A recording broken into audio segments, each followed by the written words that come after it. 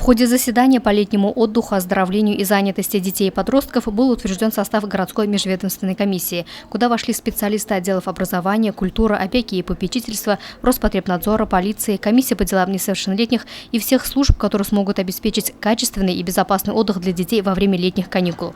В этом году школьники смогут отдохнуть и укрепить свое здоровье в центрах дневного пребывания, которые будут организованы при школах. 1002 места будут оплачены из республиканского, 82 из местного бюджетов.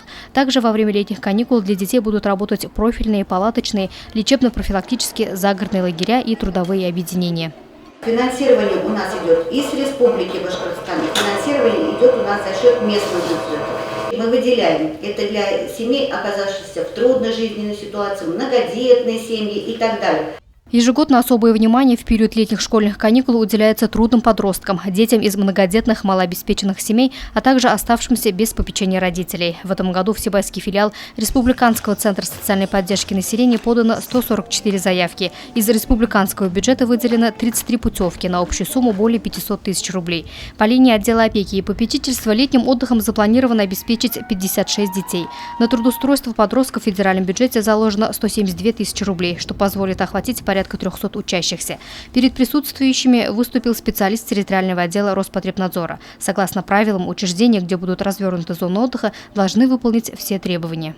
Первое, то, что лагеря наши должны уведомить Роспотребнадзор за 2 месяца о том, что они когда должны открыться, количество детей и когда они должны проводить дератизационную обработку, акарицидную обработку, всем известно. Да? На сегодняшний день такая информация поступила в Роспотребнадзор. Однако договора по дератизации, акарицидной обработке еще по представленным данным, я так поняла, еще не заключены.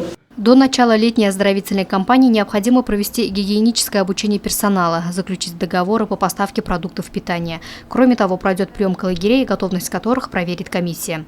Луиза Мустафина, Радмир Исенгулов, Гульгина Раскильдина, телекомпания СТВ.